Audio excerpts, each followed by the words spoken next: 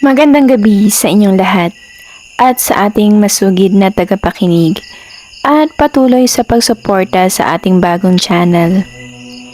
Meron na naman tayong kwentong ibabahagi ngayon sa lugar ng Aklan. Mapapakinggan natin ang kwento ni Sir Anthony ngayong gabi.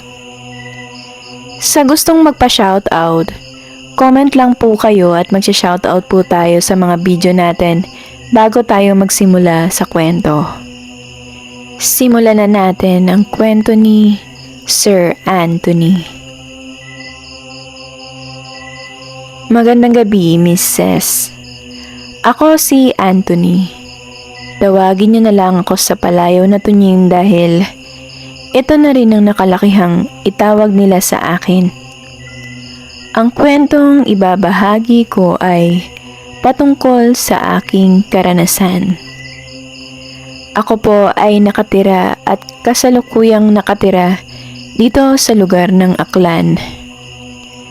Naisipan kong ibahagi ito dahil na rin nahikayat ako ng aking pinsan na ikwento at ibahagi na rin ito sa lahat. Kung di nyo po kasi na itatanong, mahilig pong makinig ang aking pinsan sa mga kwentong kababalaghan. Ito na nga raw po ang ginagawa niyang libangan at pampatulog. Ang pangyayaring ito ay naganap noong 1990. Matagal-tagal na rin po itong nangyari pero magpas sa hanggang ngayon ay hindi pa rin po namin makakalimutan. Ang aking ama, Mrs. ay nagtatrabaho bilang isang magtutroso. Sila yung binabayaran para magputol ng puno. Kung saan-saan ang lugar sila napapadpad kung minsan. Ang mga sobra namang kahoy ay ibinibigay sa kanila kaya naman inuuwi rin ito ng aking ama.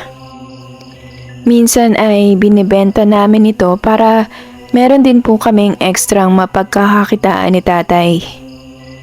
Malaking bagay na rin po ito sa amin dahil madalas po kasi ay hindi pa sumasapat ang kinikita ng aming ama sa pagtutroso. Hindi kami mayaman, Mrs. Kaya kailangan talaga naming kumayod ng aming ama para matustusan ang mga pangangailangan ng aming pamilya. Ako naman po ay nangingista kasama ang aking mga pinsan para makatulong din sa aking ama. Ang bahay kasi namin ay malapit din sa ilog at dagat. Kapag naman hindi ako nangingista, tumutulong ako sa aking ama na gumawa ng mga upuan, lamesa at kabinet mula sa sobrang kahoy na kanyang nauuwi at saka namin ito binibenta sa bayan. Tatlo kaming magkapatid pero ako ang nag-iisang lalaki. Kaya naman ako lang ang kaalalay at katulong ni tatay sa mga ganitong trabaho. Dahil sa klase ng trabaho ng aking ama, marami na rin siyang naging kaibigan. Kung saan-saan lugar na rin kasi ito napapadpad para magtroso. Bukod pa dito ay nagkaroon na rin ng mga katutubong kaibigan ang aking ama. Kung minsan nga ay bumababa sila ng aming baryo para din mangisda at maghanap ng ikabubuhay. Malapit po sa ilog ang aming baryo pero meron pong mga parte na masukal at magubat. Itong mga katutubong Aita ay naniniwala po talaga sa mga pamahiin at kababalaghan. Minsan na rin nilang nabanggit sa aking ama na meron silang namamataang aswang tuwing sila ay bumababa sa aming baryo at nung panahong iyon ay medyo dumarami na raw ang mga ito. Isang beses, tinanong sila ng aking ama kung paano ba nila nalalamang aswang ang paggalagala sa aming baryo. Nginitian lamang siya nito sabay dukot nito ng kung ano sa dala nitong bag.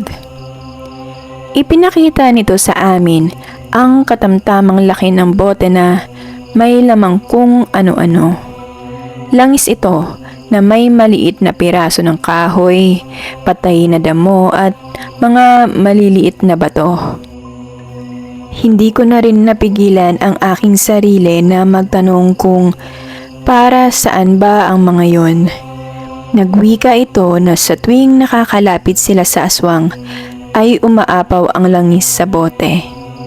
At kapag naman malakas na klase ng aswang daw ito, kumukulo pa ito ng sobra. Hindi daw kasi yun ordinaryong langis lang dahil meron daw itong orasyon. Wika pa nga nito, ang bitbit nilang bag ay marami pang laman na pangontras sa mga aswang. Isa rin daw ito sa dahilan kung kaya't pinili nilang sa lugar namin magbenta ng mga ganong proteksyon, pero bibihira lang ang may mga bumibili dahil halos karamihan ay ayaw daw maniwala. Tuwing nanghuhuli nga daw sila ng mga bayawak sa kalapit ilog, ang mga ibang lamang loob daw po nun ay gaya ng mga abdo na ginagamit nilang panggamot sa mga sakit at proteksyon laban sa mga aswang. Matapos marinig ito ng aking ama, sinubukan niyang humingi sa kanila ng dalang langis. Agad naman itong ibinigay sa kanya ng libre dahil nga kaibigan niya ito. Dagdag pa nga nito, mabuting ilagay nila ito sa bintana o sulok ng aming bahay at sa bahagi ng tindahan ng aking ina. Meron po kasing maliit na tindahan ng aking ina, Mrs. para daw pandagdag sa mga gastusin. Isinalin ng aking ina sa iba pang lalagyan ang langis at agad itong isinabit iyon sa gilid ng kanyang tindahan. Madalas kasing nag-iisa ang aking ina sa bahay dahil abala rin kami ni tatay. At ang mga kapatid ko naman ay gabi na rin nakakauwi galing sa eskwela. Isang beses, medyo ginabi ako ng uwi nun. Galing kasi ako sa pamimingwit ng isda. May dala ako nun isang timba na may lamang isda. Mag-isa lang ako nung umuwi gawa ng nagpaalam na ako sa aking mga pinsan na mauuna na akong uuwi. Papauwi na ako nito nang nakasalubong ko sa daan si Aling Beth. Taga-baryo po namin si Aling Beth at may bitbit itong malaking supot. Mukhang galing ito sa aming bahay. At nung malapit na ito ay agad ko itong binate. "O Aling Beth, mukhang ginabi na po ata kayo ah. Galing po ba kayo sa tindahan ni nanay?" Tanong kong bungad dito. Hindi ako nito kinibo, bagkus ay tinapunan at pinandilatan ako nito ng tingin, sabay nagmamadaling naglakad palayo. Iniisip ko na lang na baka mainit lang ang ulo nito kaya hindi ko na lang pinansin yun. Nagpatuloy na nga lang ako sa paglalakad. Hindi pa nga ako tuluyang nakakapasok ng bahay ay nakita ko ng aking ina na nakadungaw sa aming bintana. At nang makita nga ako nito, agad-agad akong tinawag at nagmamadaling pumasok dahil meron daw siyang mahalagang sasabihin. Ang sabi ng aking ina na sa unang pagkakataon daw ay hindi ito makapaniwala na kumulo ang langis na bigay sa kanya ng katutubong kaibigan ni tatay. Hindi niya daw ito napansin noong una. Dumating kasi si Aling Beth at kinausap si nanay. Humingi daw ito ng tubig na maiinom dahil napagod daw ito at malayo pang nilakad galing sa bayan. Pinapasok niya raw ito. Pag abot niya raw ng tubig ay dun napansing kumukulo ang langis sa loob ng bote. At bahagya nang umaapaw ang laman nun. Natigilan ang aking ina habang pinagmamasdan yun.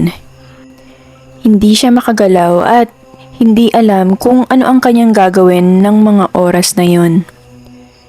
Tinignan niya si Aling Beth. Nakita niyang naking gulat nito dahil nakatingin rin ito sa langis. Agad daw nitong pinatong ang baso sa mesa at bigla na lang umalis nang walang paalam.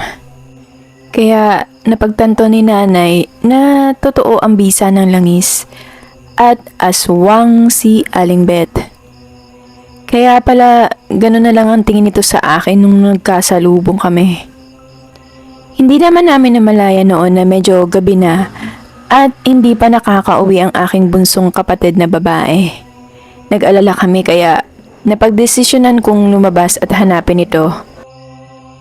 Hindi pa nga ako nakakalayo ay nakasalubong ko ang kaklase nito papunta sa amin. "O Bert, humahangos ka ata. Anong problema? Nga pala, itatanong ko sana kung nakita mo ba yung kapatid ko. Gabi na kasi at wala pa rin siya nakita mo ba?" Sambit ko. "Kuya Tonying, yun nga po yung ipinunta ko dito Papauwi na ho kasi ako kanina. Nakita ko si Nika. Pwersahang hinahatak ni Aling Beth. Akala ko nga may napagtalunan tong dalawa. Kaya dito na nga ako dumiretso para humingi ako ng tulong kasi si Nika umiiyak ko Wika nito. Dagdag pa nito, iba daw ang kinikilos ni Aling Beth. Weirdo daw ito at nanlilisik ang mga mata. Nakakatakot. Kaya sinubukan niya munang magtago hanggang sa nakakuha ito ng tiyempo na makaalis dito at sa amin na nga dumiretso para humingi ng tulong. Sakto namang oras na yon ay dumating na rin galing trabaho ang aking ama. Sinabi ni Bert kay tatay ang nangyari kaya walang ano-ano ay kinuha nitong itak saka kami nagmadaling umalis para hanapin ang aking kapatid. Hinanap namin ang bahay ni Aling Beth. Dumating kami doon na walang ilaw ang bahay ng matanda. Inikot na rin namin ang buong likod ng bahay pero wala talaga kaming namataan doon. Tatadya na nga sana ni tatay ang pinto nang bigla pong nakarinig kami ng isang iyak sa isang masukal na parte sa likod ng bahay. Agad po kami nagtungo doon at doon namin naabutan si Aling Beth na kinakaladkad ang aking kapatid sa masukal na parte ng gubat. Nung sinagawa nito ni tatay, ay hindi ko inaasahang makita ang malahalimaw na itsura nito. Nagbabaga ang nanlilisik nitong mata, puno ng langisang katawan. "Hoy Beth, hayop ka! Bitawan mo yung anak kong animal ka! Wala kaming pinagsabihan kaya bitawan at ibalik mo yung anak ko.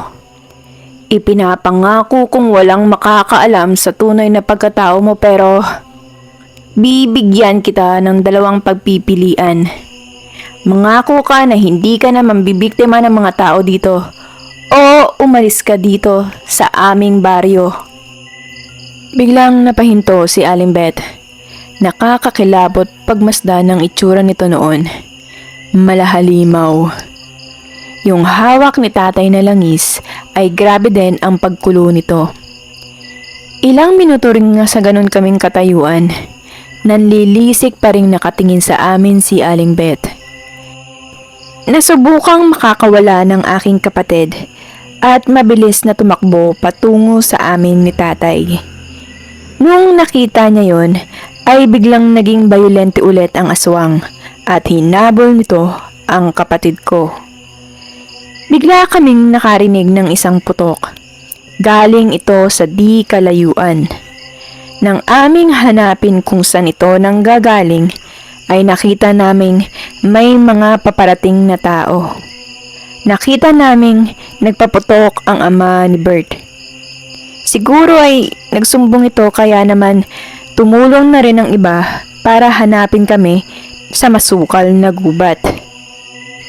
Aatake pa sana ang aswang pero muling nagpaputok ng baril ang ama ni Bert.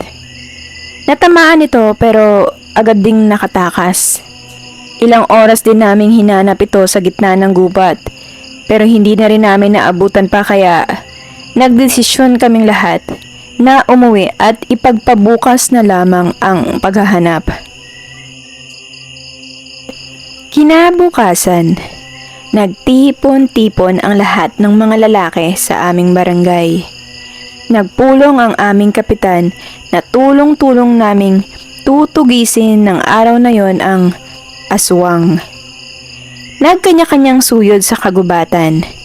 Kasama namin sa grupo ang ama ni Bert. Nung napadpad kami sa gawing ilog, ay may namataan kaming isang bulto. Bulto ito ng tao na nakahandusay sa bandang nyugan.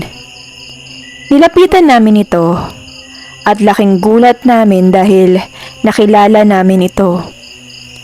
Ito si Aling Beth. Wala itong suot na damit. Nung aming itong lapitan, wala na itong buhay. Nakita namin ang katawan nitong may tama ng baril sa gawing dibdib. Agad naman naming inireport ito sa aming kapitan. Nagimbal ang lahat sa naging balita. Nalaman din namin na isa ito sa mga bumibiktima sa mga nawawalang estudyante sa kabilang baryo. Agad ring nagpasalamat si tatay sa katutubong kaibigan nito dahil naging malaking tulong ang bigay nitong langis. Dahil nga madali naming natukoy ang aswang sa aming nakakasalamuha sa baryo. Mula noon, hindi na kami nagpapagabi ng uwi para na ring ligtas at may makasama sa bahay ang aming ina. Hindi na muna namin pinapasok ng eskwela ang aming kapatid. Nagkaroon kasi ito ng matinding takot na lumabas ng bahay.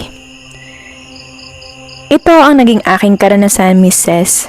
Naway nagustuhan ng lahat ng tagapakinig ang aking kwentong karanasan laban sa aswang.